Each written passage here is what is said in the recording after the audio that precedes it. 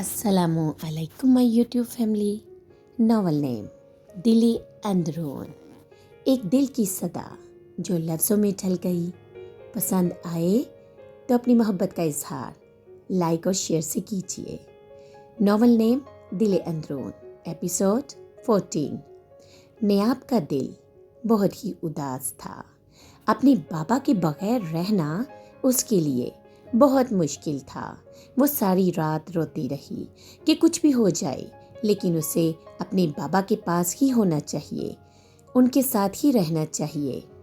इकरा step mother जैसा भी उसके साथ बिहेव करे, उसके बाबा तो उसके साथ थे ना, वो उनके बगैर नहीं रह सकेगी। बच्चे चाहे जितना भी बड़ा दिल कर ले, होते तो बच्चे ही हैं। अपने बाप की दूरी पर नेयाब बहुत तकलीफ में थी। जैसे ही नेयाब उठी, फ्रेश होने के बाद वो दादो के कमरे की तरफ चल पड़ी ताकि अपनी जज्बात और दिल की बात उनके सामने रख सके। लेकिन दादो के रूम से आती आवाज़ों ने उसके कदम साकित कर दिए थे। उसकी दादो इकरा उसकी स्टेप मदर से कह रही थी, अच्छा है ये इधर ही रह गई है, मुझे अंदाज़ा है ये जलती है अपने बाई से। तुम्हें परेशान होने की बिल्कुल भी ज़रूरत नहीं, तुम बस मेरे बेटे अहमद का ख्याल रखना। उसकी दादों की आवाज़ें जैसे उसको अंदर तक खाली कर गई। वो इकरा से कह रही थी, एक इसकी माँ सितारा थी जिसका मेरे बेटे की ज़िंदगी में आना मनहूस ही साबित हुआ। पहले इतने साल उसको औलाद ना हुई, फिर इतने साल बाद औलाद हुई भी तो बेटी हुई। अब जब वो इस दुनिया से गई है तो मेरे बेटे की जान छूटी। फिर तुम जब से उसकी ज़िंदगी में आई हो, आते ही उसे बेटे की खुशी दी। अब उसकी बेटी मेरे पोते हुसैन से जलती है। अच्छा है ये अमेरिका नहीं गई, तुम बस अपनी फैमिली का ध्यान रखो, इधर ही रहे तो अच्छा है। नयाब ने सांस रोककर अपनी दादो की बातें सुनी। आज उससे पहली बार अंदाज़ा हुआ कि दादो उसकी माँ सितारा से मोहब्बत क्यों नहीं करती थी। उनका कसूर सिर्फ ये था कि उनकी औलाद देर से हुई और फिर बेटी पैदा हुई। वहाँ से वो बामुश्किल अपने कमरे तक पहुँची। कमरे में दाखिल होते ही वो बिस्तर पर गिर कर चीखे मार कर रोने लगी। क्या कोई इतना भी सख्त दिल हो सकता है? जिंदा तो क्या, मरे हुए को भी ना बख्शे। मेरी प्यारी सितारा मामा, मिस यू मामा, मैं आपसे बहुत मोहब्बत करती हूँ। काश मैं भी आपके साथ ही मर जाती। हमेशा की तरह एक ही ख्याल उसके दिल में आया और घूमता रहा। हमजा का कमरा नेयाब के कमरे के बिल्कुल पास था। जैसे ही वो नेयाब के कमरे के पास से गुजरा, उसे रोने की आवाज़ें सुनाई दी। हमजा ने दरवाजे पर दस्तक दी, लेकिन नेयाब ने अपने आंसू साफ करते हुए दरवाज़ा नहीं खोला। कुछ देर बाद दोबारा दस्तक हुई और हमजा अंदर आ गया। नेयाब जो तकलीफ में थी उसे देखकर नेयाब रूठे हुए लहजे में बोली, आपको मैनर्स नहीं? जब तक किसी की इजाज़त ना हो उसके कमरे में दाखिल नहीं होना चाहिए। रोने की वजह से नेयाब का चेहरा सुर्ख था और आंखें आंसुओं से नम थी। हमजा ने अपनी बुएं चखाते हुए कहा, क्या वाकई जब कोई अपना तकलीफ में मुब्तला हो और रो रहा हो तो इजाज़त का इंतज़ार करना चाहिए? नेयाब की आंखों में उसकी बात पर हैरानगी उभरी और उसने कहा, کیا واقعی آپ لوگ میرے اپنے ہیں؟ اس نے یہ کہتے ہوئے اپنی سائڈ بدل لی اور اپنا چہرہ دوسری طرف کر لیا، جیسے کہنا چاہتی ہو جاؤ اب۔ حمزہ نے اسے گہری سرد نگاہوں سے دیکھا اور پھر خاموشی سے اس کے کمرے سے باہر نکل گیا۔ دادو کی تکلیف دہ باتیں سن کر نیاب کا دل ان سے دور ہو گیا۔ جب بابا احمد کا فون آیا اور سننے کے لیے دادو کے کمرے میں جانا پڑا تو نیاب نے وہاں جانے سے انکار کر دیا۔ یہی وجہ تھی کہ اپنے بابا احمد کا فون سننے سے بھی منہ موڑ لیا، کیونکہ وہ اب دادو کے روم میں جانا نہیں چاہتی تھی۔ احمد پریشان سا فون بند کر کے بیٹھ گیا اور رقیہ بیگم کی باتیں شروع ہو گئی۔ یہ ہے ہی کم نسل، ستارہ کی بیٹی، میرے بیٹے کو ساری زندگی اس کی ماں نے اپنی انگلیوں پر نچایا ہے، اب یہ بھی اسے تنگ کر رہی ہے۔ رقیہ بیگم بڑبڑاتی جا رہی تھی۔ نیاب جو سارا دن بھوکی کھانا لانے کے لیے کچن میں جا رہی تھی، رقیہ بیگم نے اسے دیکھتے ہی اپنی باتیں شروع کر دی۔ نیاب ان کی طرف نم آنکھوں سے دیکھ کر اپنے کمرے کی طرف واپس چلی گئی۔ ان کی باتوں نے اسے اندر تک توڑ کر رکھ دیا تھا۔ انسان اپنے لیے تو کسی کی باتیں نظر انداز کر سکتا ہے، لیکن اپنے والدین کے لیے اگر آپ کسی کی بری سوچ سن بھی لیں تو یہ سوچ اکثر آپ کو ان لوگوں سے دور کر دیتی ہے اور رشتوں میں فاصلہ پیدا کر دیتی ہے۔ مہوش نے رقیہ بیگم کو دیکھا اور پھر آہستہ سے بولی، نیاب بچی ہے، اپنی ماں کی جگہ کسی اور کو دیکھنا کوئی آسان بات نہیں۔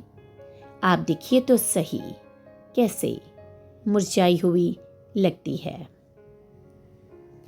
رات کا وقت تھا، سب لوگ کھانے کے لیے ڈائننگ ٹیبل پر جمع تھے۔ رقیہ بیگم بولی، جاؤ اسے بلا لاؤ۔ ایاز جب نیاب کو بلانے گیا تو وہ کمرے کی لائٹ بند کر کے سوتی بن گئی۔ دن بھر کی پریشانی اور رونے کی وجہ سے وہ کچھ سہم سی گئی تھی۔ ایاز نے کہا، میں نے بلایا ہے مگر نیاب سو رہی ہے۔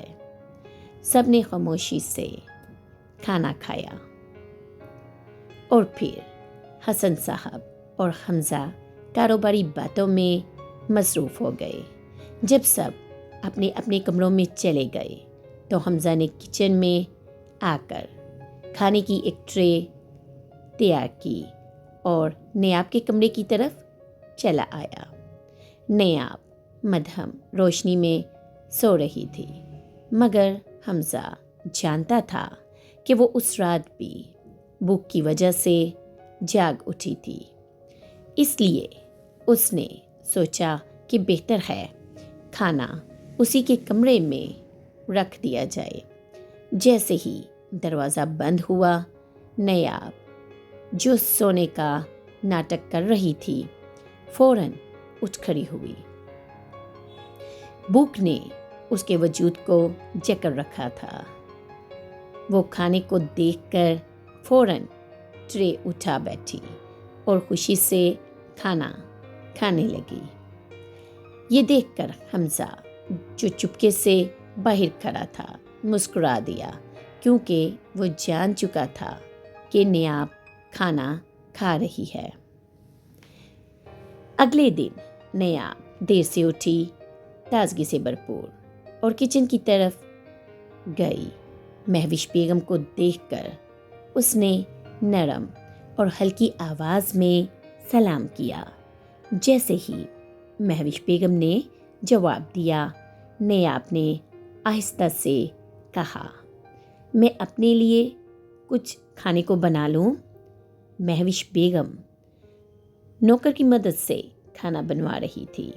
حیرت بڑی نگاہوں سے نیاب کو دیکھنے لگی اور پھر آہستہ سے بولی، ٹھیک ہے، بنا لو۔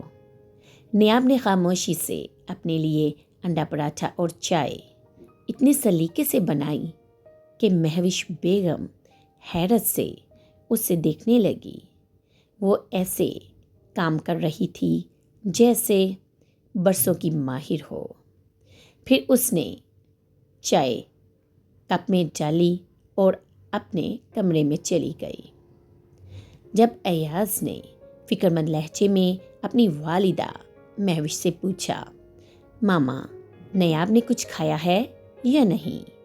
جس پر مہوش بیگم نے بتایا، بیٹا، اس نے خود ہی کچن میں جا کر اپنے لیے کھانا بنا لیا تھا۔ وہ ایسے بنا رہی تھی جیسے کب سے کام کرتی ہو۔ کرتی ہو۔ رقیہ بیگم بھی پاس ہی بیٹھی تھی۔ انہوں نے حیرت بڑی نظروں سے مہوش کو دیکھا۔ ایاز مسکرا کر بولا، کچھ لوگوں کو پکانے کا شوق ہوتا ہے، شاید نیاب کو بھی کوکنگ کا شوق ہو، اسی لیے وہ جانتی ہوگی کیسے بنانا ہے۔ حمزہ نے نیاب کا ایڈمیشن احمد کے کہنے پر کروا دیا اور اب اسے بتانے کے لیے اس کے کمرے کے دروازے پر دستک دی۔ دروازہ بجنے پر اندر سے نیاب کی آواز آئی، آ جائیے۔ حمزہ کو سامنے دیکھ کر وہ چند لمحے کے لیے حیران رہ گئی، بلکہ چپکاتے ہوئے اس نے معصومیت سے حمزہ کی طرف دیکھا، جیسے جاننا چاہتی ہو کیا کہنا ہے آپ کو۔ حمزہ نے اپنا موبائل نیاب کو تھما دیا۔ نیاب چونک کر حیرت بھری نگاہوں سے موبائل کو دیکھنے لگی تو حمزہ نے کہا، احمد چاچو آپ سے بات کرنا چاہتے ہیں۔ نیاب نے فون کان پر لگایا اور حمزہ کی طرف دیکھ کر ایسے اشارہ کیا جیسے بول رہی ہو، ابھی جائیے یہاں سے۔ حمزہ نے ایک آئیبرو اٹھا کر اس کی طرف دیکھا، پھر نیاب کے روم سے باہر نکل گیا۔ نیاب نے احمد کو سلام کیا، جس کا جواب دینے کے بعد وہ محبت بھرے لہجے میں بولے، بابا کی شہزادی کیسی ہے؟ ٹھیک ہوں بابا۔ احمد بولے، بیٹا بابا مس یو۔ نیاب تھوڑی اداسی کے ساتھ مسکرائی، پھر آہستہ آواز میں بولی، بابا مس یو ٹو۔ آپ امریکہ آ جاؤ نیاب۔ بابا میں نہیں آنا چاہتی امریکہ، آپ اپنی فیملی کے ساتھ خوش رہیے، میں یہاں پر بھی خوش ہوں۔ یہ سن کر احمد نے اپنے دل کی دھڑکنیں تیز محسوس کی۔ کچھ لمحوں کی خاموشی کے بعد اس نے نرم لہجے میں کہا، نیاب بیٹا، تمہارا ایڈمیشن کروا دیا گیا ہے۔ حمزہ نے تمہارے لیے کتابیں اور ضروری سامان لے آئے گا۔ اگر تمہیں کچھ بھی چاہیے ہو تو بس کال کر لینا، میں لے دوں گا۔ نیاب نے کانپتی ہوئی مسکراہٹ کے ساتھ آہستہ سے جواب دیا، اوکے بابا جان۔ نیاب اپنا خیال رکھنا، اور اگر کبھی بھی کوئی مسئلہ ہو تو اپنے بابا کو بتانا۔ اوکے بابا۔ نیاب اپنے بابا سے بات کرنے کے بعد باہر لون میں آ کر بیٹھ گئی۔ بظاہر اس کی نظریں پھولوں پر تھی، لیکن اس کی سوچ کی پرواز دور تک اپنی ماں کے گرد تھی۔ نیاب خاموشی سے بیٹھی سوچوں میں گم تھی۔ اس کے چہرے پر اداسی کی ہلکی سی پرچھائی چھائی ہوئی تھی۔ دل کے کسی کونے میں ایک ہی سوال بار بار گونج رہا تھا، اگر میری ماں ستارہ زندہ ہوتی تو کیا میں یوں پاکستان میں اکیلی بیٹھی ہوتی؟ اس نے آہستہ سے کھڑکی کے پار آسمان کی طرف دیکھا۔ شام کے سائے گہرے ہو رہے تھے، جیسے زندگی کے دکھوں نے رنگوں کو بھی ماند کر دیا ہو۔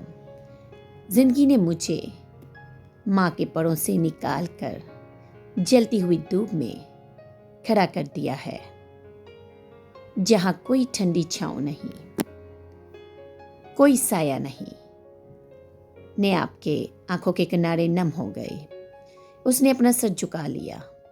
ایاز جو باہر سے آ رہا تھا، نیاب کو لون میں اکیلا بیٹھا دیکھ کر وہیں آ گیا اور مسکراتے ہوئے بولا، لٹل فلاور، کیسی ہو آپ؟ نیاب نے خاموش نظروں سے اس کی طرف دیکھا اور پھر آہستہ سے بولی، ٹھیک ہوں۔ ایاز نے پاس بیٹھتے ہوئے نرمی سے پوچھا، تم اداس کیوں ہو؟ اگر آپ کو ناول اچھا لگے تو لائک، شیئر اور سبسکرائب کیجیے۔ ملتی ہوں پھر نئی ایپیسوڈ کے ساتھ۔ اللہ حافظ۔